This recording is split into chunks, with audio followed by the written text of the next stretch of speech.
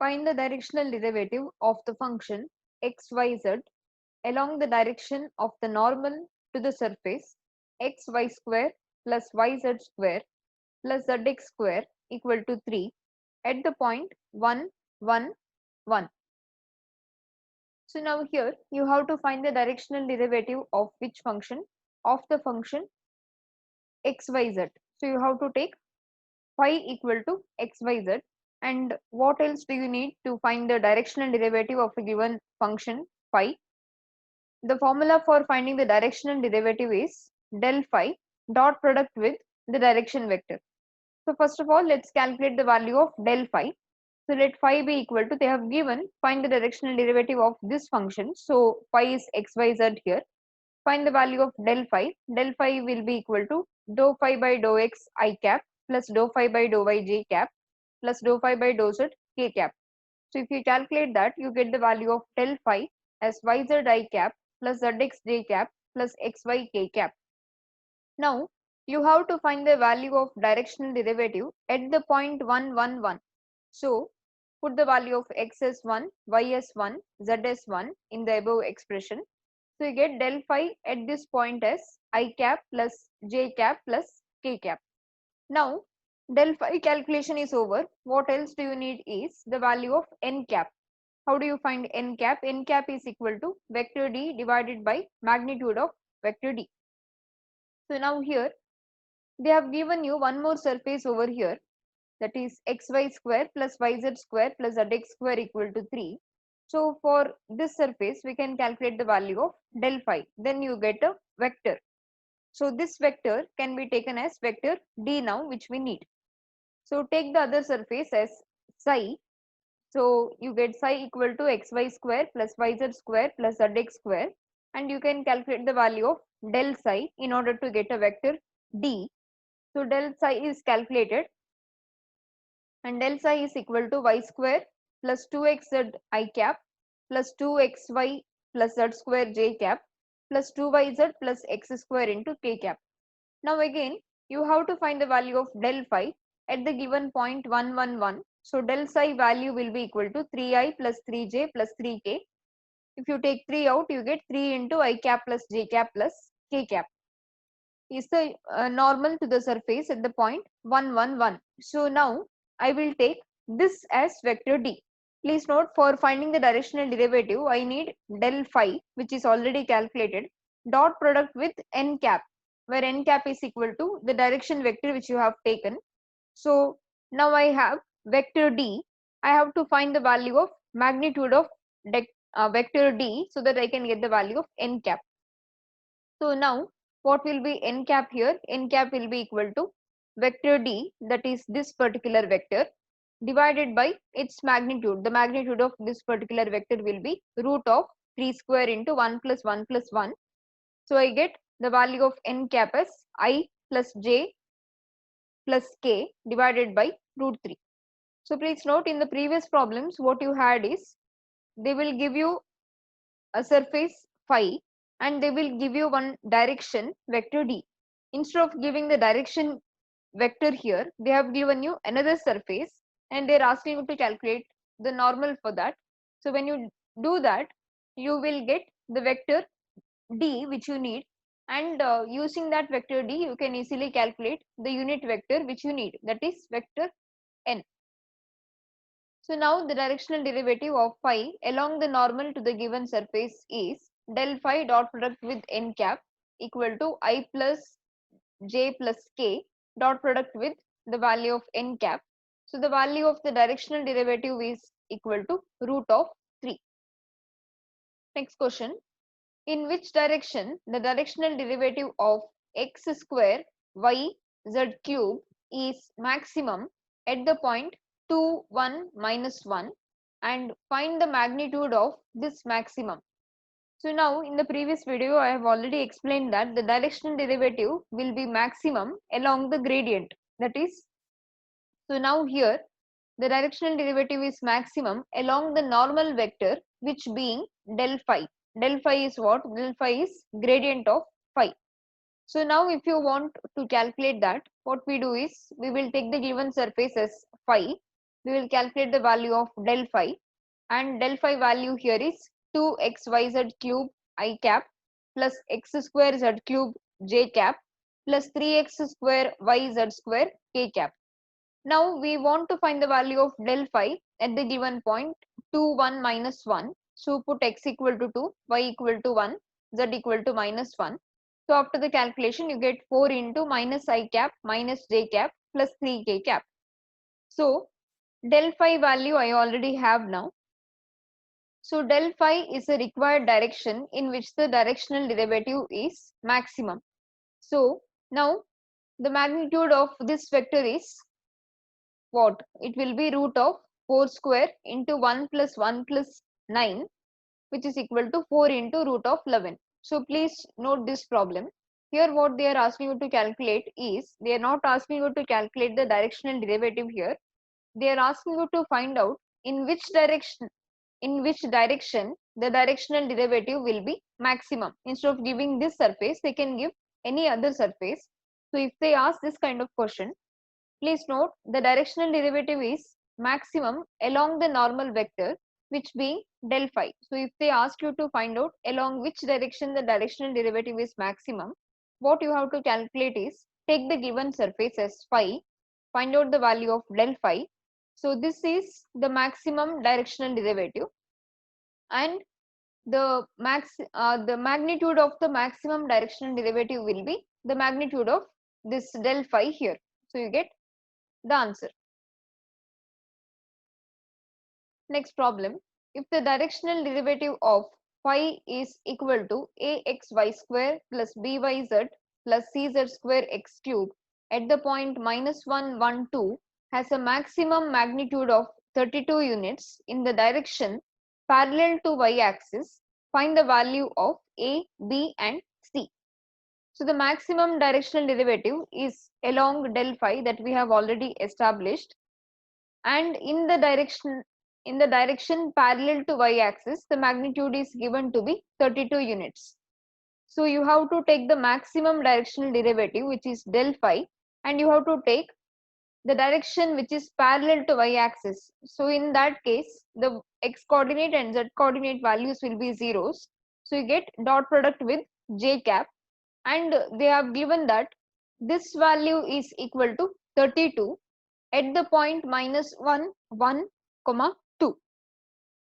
So when you calculate del phi and when you take the dot product with the j cap, that value is given to be 32, but at the point -1, 1 and 2.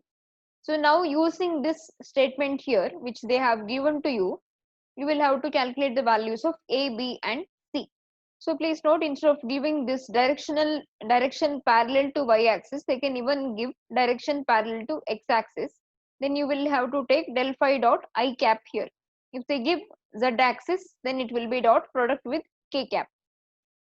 So now first of all, we calculate the value of del phi. After finding del phi here, we get this value. We calculate the value of del phi at the given point, that is -1, 1, 2, and this is what we are getting now.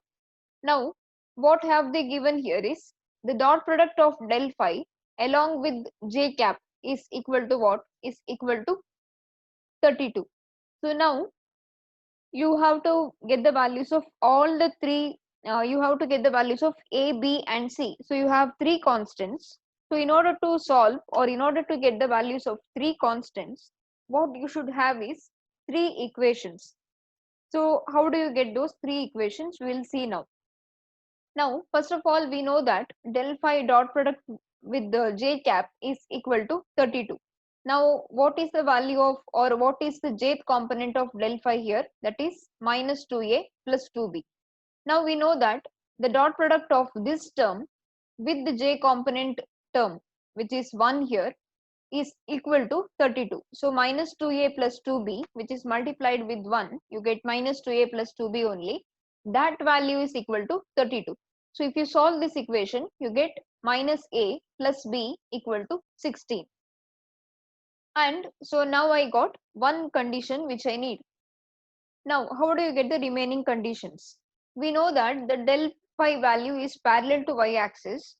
Then what should be the values of a plus 2c and b minus 4c, because they are the components, or they are with ith component and they are with kth component.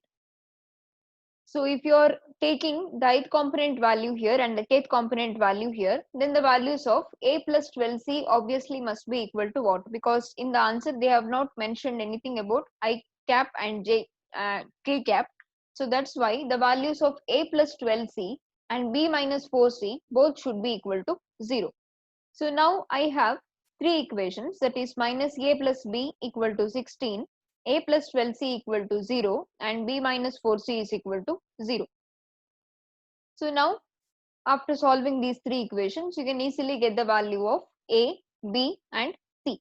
So please note this problem. In this problem, what they have given you is, if the directional derivative of phi has a maximum magnitude of 32 units.